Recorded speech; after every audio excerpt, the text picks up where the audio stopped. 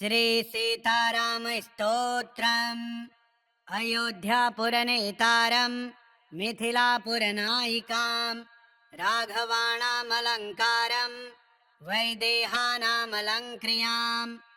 रघूणां कुलदीपं च निमीनां कुलदीपिकां सूर्यवंशसमुद्भूतं सोमवंशसमुद्भवां पुत्रं दशरथस्याद्यं पुत्रीं जनकभूपतेः वसिष्ठानुमताचारं शतानन्दमतानुगां कौसल्यागर्भसम्भूतं वेदिगर्भोदितां स्वयं पुण्डरीकविशालाक्षं स्फुरदिन्दीवरेक्षणां चन्द्रकान्ताननाम्भोजं चन्द्रबिम्बोपमाननां मत्तमातङ्गगमनं मत्तहंसवधूगतां चन्दनार्द्रभुजामध्यं कुङ्कुमार्द्रकुचस्थलीं चापालङ्कृतहस्ताब्जं पद्मालङ्कृतपाणिकां शरणागतगोप्तारं प्रणिपादप्रसादिकां कालमेघनिभं रामं कार्तस्वरसमप्रभां दिव्यसिंहासनासीनं दिव्यस्त्रग्वस्त्रभूषणाम् अनुक्षणं कटाक्षाभ्याम् अन्योन्येक्षणकाङ्क्षिणौ अन्योन्यसदृशाकारौ त्रैलोक्यगृहदम्पती इमौ युवां प्रणम्याहं भजाम्यद्य कृतार्थताम् अनेन स्तौति यः स्तुत्यं रामं सीतां च भक्तितः तस्य तौ तनुतां पुण्यास् सम्पदः सकलार्थदाः एवं श्रीरामचन्द्रस्य जानक्याश्च विशेषतः कृतं हनुमता पुण्यं स्तोत्रं सद्यो विमुक्तिदं यः पठेत् प्रातरुत्थाय सर्वान् कामान् वाप्नुयात् अयोध्यापुरनेतारं मिथिलापुरनायिकां राघवाणामलङ्कारं वैदेहानामलङ्क्रियां रघूणां कुलदीपं च निमीनां कुलदीपिकां सूर्यवंशसमुद्भूतं सोमवंशसमुद्भवां पुत्रं दशरथस्याद्यं पुत्रीं जनकभूपतेः वसिष्ठानुमताचारं शतानन्दमतानुगां कौसल्यागर्भसम्भूतं वेदिगर्भोदितां स्वयं पुण्डरीकविशालाक्षं स्फुरदिन्दीवरेक्षणां चन्द्रकान्ताननाम्भोजं चन्द्रबिम्बोपमाननां मत्तमातङ्गगमनं मत्तहंसवधूगतां चन्दनार्द्रभुजामध्यं कुङ्कुमार्द्रकुचस्थलीं चापालङ्कृतहस्ताब्जं पद्मालङ्कृतपाणिकां शरणागतगोप्तारं प्रणिपादप्रसादिकां कालमेघनिभं रामं कार्तस्वरसमप्रभां दिव्यसिंहासनासीनं दिव्यस्त्रग्वस्त्रभूषणाम् अनुक्षणं कटाक्षाभ्याम् अन्योन्येक्षणकाङ्क्षिणौ अन्योन्यसदृशाकारौ त्रैलोक्यगृहदम्पती इमौ युवां प्रणम्याहं भजाम्यद्य कृतार्थताम् अनेन स्तौति यः स्तुत्यं रामं सीतां च भक्तितः तस्य तौ तनुतां पुण्यास् सम्पदः सकलार्थदाः एवं श्रीरामचन्द्रस्य जानक्याश्च विशेषतः कृतं हनुमता पुण्यं स्तोत्रं सद्यो विमुक्तिदं यः पठेत् प्रातरुत्थाय सर्वान् कामान् वाप्नुयात् अयोध्यापुरनेतारं मिथिलापुरनायिकां राघवाणामलङ्कारं वैदेहानामलङ्क्रियां रघूणां कुलदीपं च निमीनां कुलदीपिकां सूर्यवंशसमुद्भूतं सोमवंशसमुद्भवां पुत्रं दशरथस्याद्यं पुत्रीं जनकभूपतेः वसिष्ठानुमताचारं शतानन्दमतानुगां कौसल्यागर्भसम्भूतं वेदिगर्भोदितां स्वयं पुण्डरीकविशालाक्षं स्फुरदिन्दीवरेक्षणां चन्द्रकान्ताननाम्भोजं चन्द्रबिम्बोपमाननां मत्तमातङ्गगमनं मत्तहंसवधूगतां चन्दनार्द्रभुजामध्यं कुङ्कुमार्द्रकुचस्थलीं चापालङ्कृतहस्ताब्जं पद्मालङ्कृतपाणिकां शरणागतगोप्तारं प्रणिपादप्रसादिकां कालमेघनिभं रामं कार्तस्वरसमप्रभां दिव्यसिंहासनासीनं दिव्यस्त्रग्वस्त्रभूषणाम् अनुक्षणं कटाक्षाभ्याम् अन्योन्येक्षणकाङ्क्षिणौ अन्योन्यसदृशाकारौ त्रैलोक्यगृहदम्पते इमौ युवां प्रणम्याहं भजाम्यद्य कृतार्थताम् अनेन स्तौति यः स्तुत्यं रामं सीतां च भक्तितः तस्य तौ तनुतां पुण्यास् सम्पदः सकलार्थदाः एवं श्रीरामचन्द्रस्य जानक्याश्च विशेषतः कृतं हनुमता पुण्यं स्तोत्रं सद्यो विमुक्तिदं यः पठेत् प्रातरुत्थाय सर्वान् कामान् वाप्नुयात् अयोध्यापुरनेतारं मिथिलापुरनायिकां राघवाणामलङ्कारं वैदेहानामलङ्क्रियां रघूणां कुलदीपं च निमीनां कुलदीपिकां सूर्यवंशसमुद्भूतं सोमवंशसमुद्भवां पुत्रं दशरथस्याद्यं पुत्रीं जनकभूपतेः वसिष्ठानुमताचारं शतानन्दमतानुगां कौसल्यागर्भसम्भूतं वेदिगर्भोदितां स्वयं पुण्डरीकविशालाक्षं स्फुरदिन्दीवरेक्षणां चन्द्रकान्ताननाम्भोजं चन्द्रबिम्बोपमाननां मत्तमातङ्गगमनं मत्तहंसवधूगतां चन्दनार्द्रभुजामध्यं कुङ्कुमार्द्रकुचस्थलीं चापालङ्कृतहस्ताब्जं पद्मालङ्कृतपाणिकां शरणागतगोप्तारं प्रणिपादप्रसादिकां कालमेघनिभं रामं कार्तस्वरसमप्रभां दिव्यसिंहासनासीनं दिव्यस्त्रग्वस्त्रभूषणाम् अनुक्षणं कटाक्षाभ्याम् अन्योन्येक्षणकाङ्क्षिणौ अन्योन्यसदृशाकारौ त्रैलोक्यगृहदम्पती इमौ युवां प्रणम्याहं भजाम्यद्य कृतार्थताम् अनेन स्तौति यः स्तुत्यं रामं सीतां च भक्तितः तस्य तौ तनुतां पुण्यास् सम्पदः सकलार्थदाः एवं श्रीरामचन्द्रस्य जानक्याश्च विशेषतः कृतं हनुमता पुण्यं स्तोत्रं सद्यो विमुक्तिदं यः पठेत् प्रातरुत्थाय सर्वान् कामान् वाप्नुयात् अयोध्यापुरनेतारं मिथिलापुरनायिकां राघवाणामलङ्कारं वैदेहानामलङ्क्रियां रघूणां कुलदीपं च निमीनां कुलदीपिकां सूर्यवंशसमुद्भूतं सोमवंशसमुद्भवां पुत्रं दशरथस्याद्यं पुत्रीं जनकभूपतेः वसिष्ठानुमताचारं शतानन्दमतानुगां कौसल्यागर्भसम्भूतं वेदिगर्भोदितां स्वयं पुण्डरीकविशालाक्षं स्फुरदिन्देवरेक्षणाम्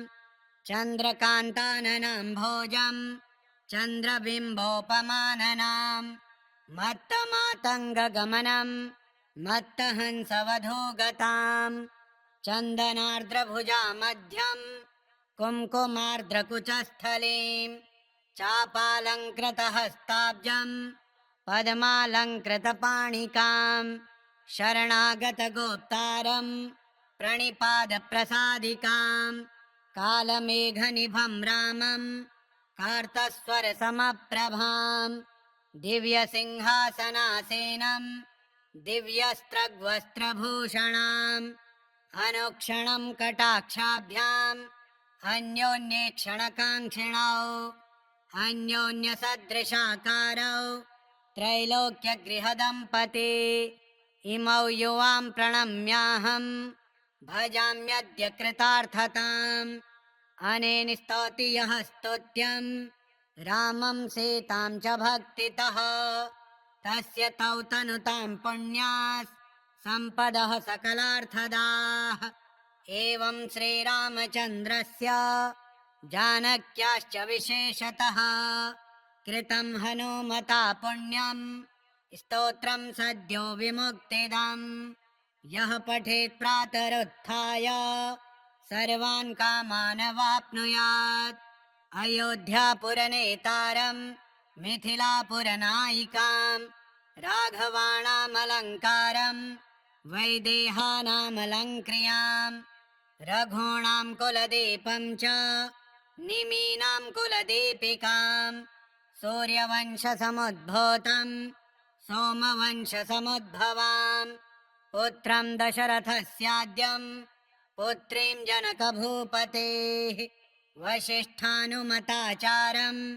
शतानन्दमतानुगाम् कौसल्यागर्भसम्भूतं वेदिगर्भोदितां स्वयं पुण्डरीकविशालाक्षं स्फुरदिन्दीवरेक्षणां चन्द्रकान्ताननाम्भोजं चन्द्रबिम्बोपमाननां मत्तमातङ्गगमनं मत्तहंसवधूगतां चन्दनार्द्रभुजा मध्यं कुङ्कुमार्द्रकुचस्थलीम् चापालङ्कृतहस्ताब्जम् पद्मालङ्कृतपाणिकाम् शरणागतगोप्तारम् प्रणिपादप्रसादिकाम् कालमेघनिभं रामम् कार्तस्वरसमप्रभाम्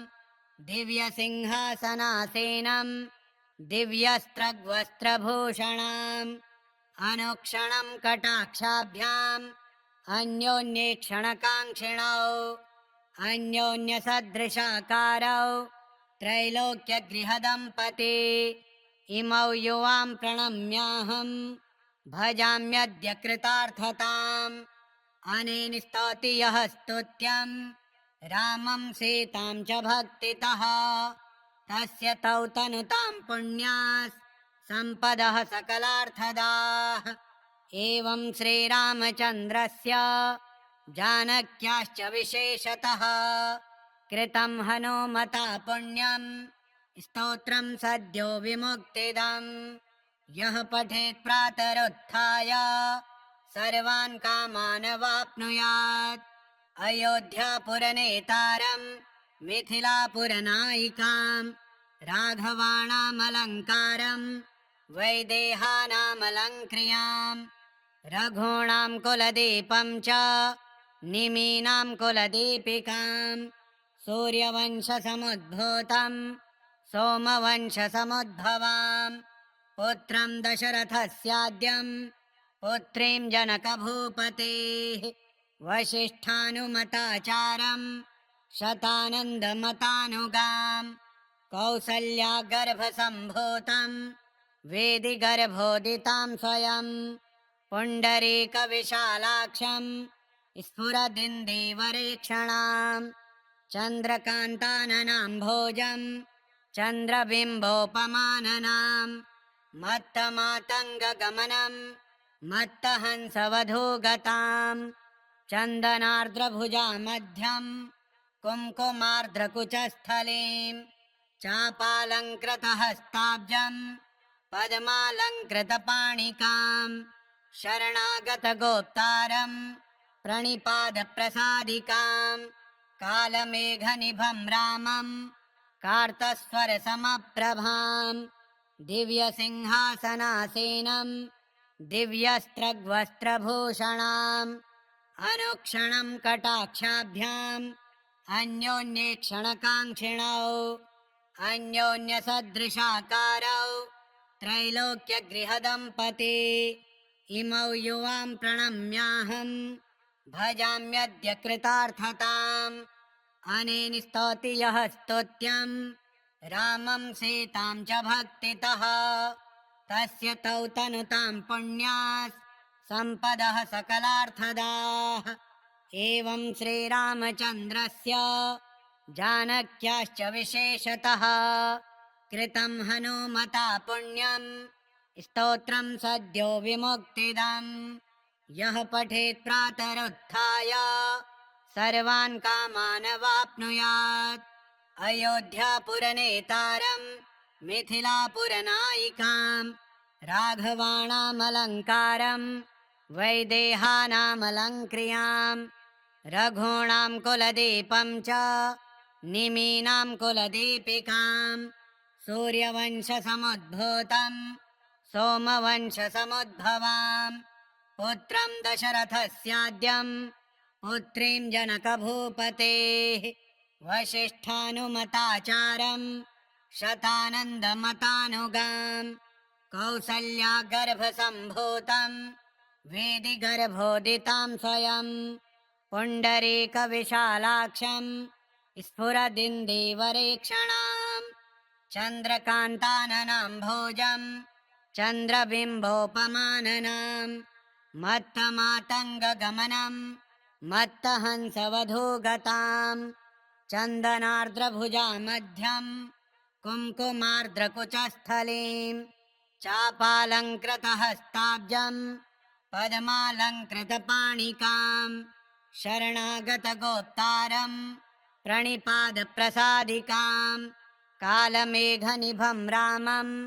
कार्तस्वरसमप्रभां दिव्यसिंहासनासीनं दिव्यस्त्रग्वस्त्रभूषणाम् अनुक्षणं कटाक्षाभ्याम् अन्योन्येक्षणकाङ्क्षिणौ अन्योन्यसदृशाकारौ त्रैलोक्यगृहदम्पती इमौ युवां प्रणम्याहं भजाम्यद्य कृतार्थताम् अनेन स्तौति यः स्तोत्यं रामं सीतां च भक्तितः तस्य तौ तनुतां पुण्यास् सम्पदः सकलार्थदाः एवं श्रीरामचन्द्रस्य जानक्याश्च विशेषतः कृतं हनुमता पुण्यं स्तोत्रं सद्यो विमुक्तिदम्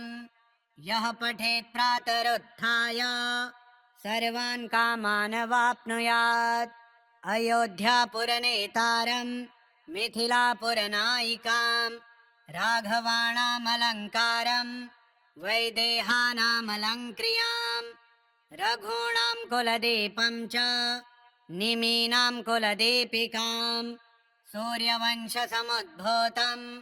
सोमवंशसमुद्भवां पुत्रं दशरथस्याद्यं पुत्रीं जनकभूपतेः वसिष्ठानुमताचारं शतानन्दमतानुगां कौसल्यागर्भसम्भूतं वेदिगर्भोदितां स्वयं पुण्डरीकविशालाक्षं स्फुरदिन्दीवरेक्षणां चन्द्रकान्ताननाम्भोजं चन्द्रबिम्बोपमाननां मत्तमातङ्गगमनं मत्तहंसवधूगतां चन्दनार्द्रभुजामध्यं कुङ्कुमार्द्रकुचस्थलीं चापालङ्कृतहस्ताब्जं पद्मालङ्कृतपाणिकां शरणागतगोप्तारं प्रणिपादप्रसादिकां कालमेघनिभं रामं कार्तस्वरसमप्रभां दिव्यसिंहासनासीनं दिव्यस्त्रग्वस्त्रभूषणाम् अनुक्षणं कटाक्षाभ्याम् अन्योन्येक्षणकाङ्क्षिणौ अन्योन्यसदृशाकारौ त्रैलोक्यगृहदम्पती इमौ युवां प्रणम्याहं भजाम्यद्य कृतार्थताम् अनेन स्तौति यः स्तोत्यं रामं सीतां च भक्तितः तस्य तौ तनुतां पुण्यास् सम्पदः सकलार्थदाः एवं श्रीरामचन्द्रस्य जानक्याश्च विशेषतः कृतं हनुमता पुण्यं स्तोत्रं सद्यो विमुक्तिदम् यः पठेत् प्रातरुत्थाय सर्वान् कामान् वाप्नुयात् अयोध्यापुरनेतारं मिथिलापुरनायिकां राघवाणामलङ्कारं वैदेहानामलङ्क्रियां रघूणां कुलदीपं च निमीनां कुलदीपिकां सूर्यवंशसमुद्भूतं सोमवंशसमुद्भवां पुत्रं दशरथस्याद्यं पुत्रीं जनकभूपतेः वसिष्ठानुमताचारं शतानन्दमतानुगां कौसल्यागर्भसम्भूतं वेदिगर्भोदितां स्वयं पुण्डरीकविशालाक्षं स्फुरदिन्देवरेक्षणां चन्द्रकान्ताननाम्भोजं चन्द्रबिम्बोपमाननां मत्तमातङ्गगमनं मत्तहंसवधूगतां चन्दनार्द्रभुजामध्यं कुङ्कुमार्द्रकुचस्थलीं चापालङ्कृतहस्ताब्जं पद्मालङ्कृतपाणिकां शरणागतगोप्तारं प्रणिपादप्रसादिकां कालमेघनिभं रामं कार्तस्वरसमप्रभां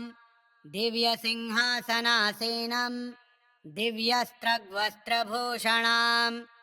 अनुक्षणं कटाक्षाभ्याम् अन्योन्येक्षणकाङ्क्षिणौ अन्योन्यसदृशाकारौ त्रैलोक्यगृहदम्पती इमौ युवां प्रणम्याहं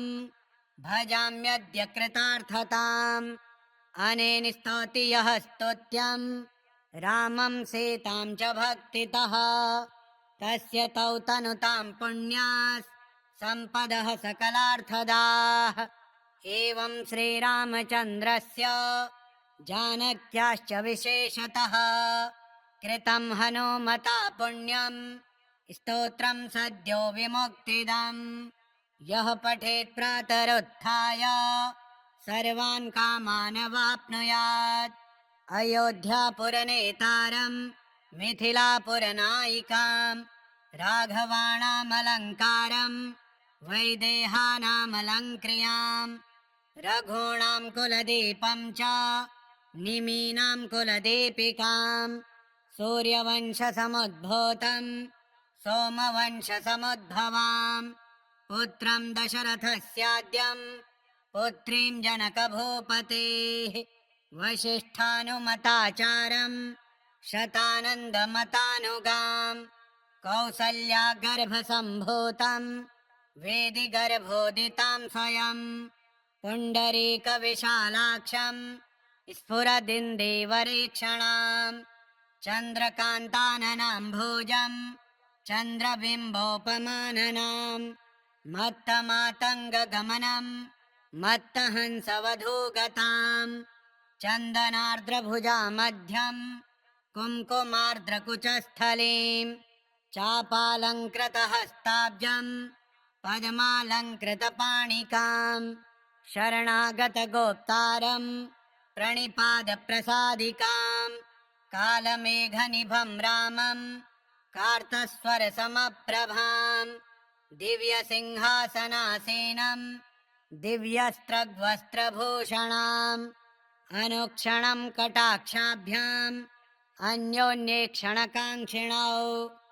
अन्योन्यसदृशाकारौ त्रैलोक्यगृहदम्पती इमौ युवां प्रणम्याहं भजाम्यद्य कृतार्थताम् अनेन स्तौति यः स्तोत्यं रामं सीतां च भक्तितः तस्य तौ तनुतां पुण्याः सम्पदः सकलार्थदाः। एवं श्रीरामचन्द्रस्य जानक्याश्च विशेषतः कृतं हनुमता पुण्यं स्तोत्रं सद्यो विमुक्तिदम्। यः पठेत् प्रातरुत्थाय सर्वान् कामान् वाप्नुयात्। अयोध्यापुरनेतारं मिथिलापुरनायिकां राघवाणामलङ्कारं वैदेहानामलङ्क्रियां रघूणां कुलदीपं च निमीनां कुलदीपिकां सूर्यवंशसमुद्भूतं सोमवंशसमुद्भवां पुत्रं दशरथस्याद्यं पुत्रीं जनकभूपतेः वसिष्ठानुमताचारं शतानन्दमतानुगां कौसल्यागर्भसम्भूतं वेदिगर्भोदितां स्वयं पुण्डरीकविशालाक्षं स्फुरदिन्दीवरेक्षणां चन्द्रकान्ताननाम्भोजं चन्द्रबिम्बोपमाननां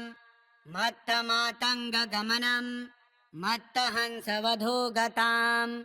चन्दनार्द्रभुजामध्यं कुङ्कुमार्द्रकुचस्थलीं चापालङ्कृतहस्ताब्जं पद्मालङ्कृतपाणिकां शरणागतगोप्तारं प्रणिपादप्रसादिकां कालमेघनिभं रामं कार्तस्वरसमप्रभां दिव्यसिंहासनासीनं दिव्यस्त्रग्वस्त्रभूषणाम् अनुक्षणं कटाक्षाभ्याम् अन्योन्येक्षणकाङ्क्षिणौ अन्योन्यसदृशाकारौ त्रैलोक्यगृहदम्पते इमौ युवां प्रणम्याहं भजाम्यद्य कृतार्थताम्। अनेन स्तौति यः स्तोत्यं रामं सीतां च भक्तितः तस्य तौ तनुतां पुण्याः सम्पदः सकलार्थदाः। एवं श्रीरामचन्द्रस्य जानक्याश्च विशेषतः कृतं हनुमता पुण्यं स्तोत्रं सद्यो विमुक्तिदम्। यः पठेत् प्रातरुत्थाय सर्वान् कामान् वाप्नुयात्। अयोध्यापुरनेतारं मिथिलापुरनायिकां राघवाणामलङ्कारं वैदेहानामलङ्क्रियां रघूणां कुलदीपं च निमीनां कुलदीपिकां सूर्यवंशसमुद्भूतं सोमवंशसमुद्भवां पुत्रं दशरथस्याद्यं पुत्रीं जनकभूपतेः वसिष्ठानुमताचारं शतानन्दमतानुगां कौसल्यागर्भसम्भूतं वेदिगर्भोदितां स्वयं पुण्डरीकविशालाक्षं स्फुरदिन्दीवरेक्षणां चन्द्रकान्ताननाम्भोजं चन्द्रबिम्बोपमाननां मत्तमातङ्गगमनं मत्तहंसवधूगतां चन्दनार्द्रभुजामध्यं कुङ्कुमार्द्रकुचस्थलीं चापालङ्कृतहस्ताब्जं पद्मालङ्कृतपाणिकां शरणागतगोप्तारं प्रणिपादप्रसादिकां कालमेघनिभं रामं कार्तस्वरसमप्रभां दिव्यसिंहासनासीनं दिव्यस्त्रग्वस्त्रभूषणाम् अनुक्षणं कटाक्षाभ्याम् अन्योन्येक्षणकाङ्क्षिणौ अन्योन्यसदृशाकारौ त्रैलोक्यगृहदम्पते इमौ युवां प्रणम्याहं भजाम्यद्य कृतार्थताम्। अनेन स्तौति यः स्तोत्यं रामं सीतां च भक्तितः तस्य तौ तनुतां पुण्याः सम्पदः सकलार्थदाः। एवं श्रीरामचन्द्रस्य जानक्याश्च विशेषतः कृतं हनुमता पुण्यं स्तोत्रं सद्यो विमुक्तिदम्। यः पठेत् प्रातरुत्थाय सर्वान् कामान् वाप्नुयात्। अयोध्यापुरनेतारं मिथिलापुरनायिकां राघवाणामलङ्कारं वैदेहानामलङ्क्रियां रघूणां कुलदीपं च निमीनां कुलदीपिकां सूर्यवंशसमुद्भूतं सोमवंशसमुद्भवां पुत्रं दशरथस्याद्यं पुत्रीं जनकभूपतेः वसिष्ठानुमताचारं शतानन्दमतानुगां कौसल्यागर्भसम्भूतं वेदिगर्भोदितां स्वयं पुण्डरीकविशालाक्षं स्फुरदिन्देवरेक्षणां चन्द्रकान्ताननाम्भोजं चन्द्रबिम्बोपमाननां मत्तमातङ्गगमनं मत्तहंसवधूगतां चन्दनार्द्रभुजामध्यं कुङ्कुमार्द्रकुचस्थलीं चापालङ्कृतहस्ताब्जं पद्मालङ्कृतपाणिकां शरणागतगोप्तारं प्रणिपादप्रसादिकां कालमेघनिभं रामं कार्तस्वरसमप्रभां दिव्यसिंहासनासीनं दिव्यस्त्रग्वस्त्रभूषणाम् अनुक्षणं कटाक्षाभ्याम् अन्योन्येक्षणकाङ्क्षिणौ अन्योन्यसदृशाकारौ त्रैलोक्यगृहदम्पती इमौ युवां प्रणम्याहं भजाम्यद्य कृतार्थताम्। अनेन स्तौति यः स्तुत्यं रामं सीतां च भक्तितः तस्य तौ तनुतां पुण्यास् सम्पदः सकलार्थदाः। एवं श्रीरामचन्द्रस्य जानक्याश्च विशेषतः कृतं हनुमता पुण्यं स्तोत्रं सद्यो विमुक्तिदं यः पठेत् प्रातरुत्थाय सर्वान् कामान् वाप्नुयात्। अयोध्यापुरनेतारं मिथिलापुरनायिकां राघवाणामलङ्कारं वैदेहानामलङ्क्रियां रघूणां कुलदीपं च निमीनां कुलदीपिकां सूर्यवंशसमुद्भूतं सोमवंशसमुद्भवां पुत्रं दशरथस्याद्यं पुत्रीं जनकभूपतेः वसिष्ठानुमताचारं शतानन्दमतानुगां कौसल्यागर्भसम्भूतं वेदिगर्भोदितां स्वयं पुण्डरीकविशालाक्षं स्फुरदिन्देवरेक्षणां चन्द्रकान्ताननाम्भोजं चन्द्रबिम्बोपमाननां मत्तमातङ्गगमनं मत्तहंसवधूगतां चन्दनार्द्रभुजामध्यं कुङ्कुमार्द्रकुचस्थलीं चापालङ्कृतहस्ताब्जं पद्मालङ्कृतपाणिकां शरणागतगोप्तारं प्रणिपादप्रसादिकां कालमेघनिभं रामं कार्तस्वरसमप्रभां दिव्यसिंहासनासीनं दिव्यस्त्रग्वस्त्रभूषणाम् अनुक्षणं कटाक्षाभ्याम् अन्योन्येक्षणकाङ्क्षिणौ अन्योन्यसदृशाकारौ त्रैलोक्यगृहदम्पती इमौ युवां प्रणम्याहं भजाम्यद्य कृतार्थताम्। अनेन स्तौति यः स्तुत्यं रामं सीतां च भक्तितः तस्य तौ तनुतां पुण्यास् सम्पदः सकलार्थदाः। एवं श्रीरामचन्द्रस्य जानक्याश्च विशेषतः कृतं हनुमता पुण्यं स्तोत्रं सद्यो विमुक्तिदं यः पठेत् प्रातरुत्थाय सर्वान् कामान् वाप्नुयात्। अयोध्यापुरनेतारं मिथिलापुरनायिकां राघवाणामलङ्कारं वैदेहानामलङ्क्रियां रघूणां कुलदीपं च निमीनां कुलदीपिकां सूर्यवंशसमुद्भूतं सोमवंशसमुद्भवाम् पुत्रं दशरथस्याद्यं पुत्रीं जनकभूपतेः वसिष्ठानुमताचारं शतानन्दमतानुगाम् कौसल्यागर्भसम्भूतं वेदिगर्भोदितां स्वयं पुण्डरीकविशालाक्षं स्फुरदिन्देवरेक्षणाम् चन्द्रकान्ताननाम्भोजं चन्द्रबिम्बोपमाननाम् मत्तमातङ्गगमनं मत्तहंसवधूगताम् चन्दनार्द्रभुजामध्यं कुङ्कुमार्द्रकुचस्थलीम् चापालङ्कृतहस्ताब्जं पद्मालङ्कृतपाणिकाम् शरणागतगोप्तारं प्रणिपादप्रसादिकाम् कालमेघनिभं रामं कार्तस्वरसमप्रभाम् दिव्यसिंहासनासीनं दिव्यस्त्रग्वस्त्रभूषणाम् अनुक्षणं कटाक्षाभ्याम् अन्योन्येक्षणकाङ्क्षिणौ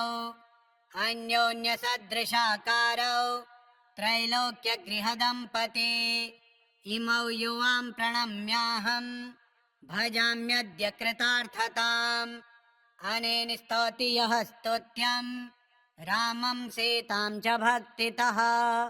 तस्य तौ तनुतां पुण्यास् सम्पदः सकलार्थदाः एवं श्रीरामचन्द्रस्य जानक्याश्च विशेषतः कृतं हनुमता पुण्यं स्तोत्रं सद्यो विमुक्तिदम्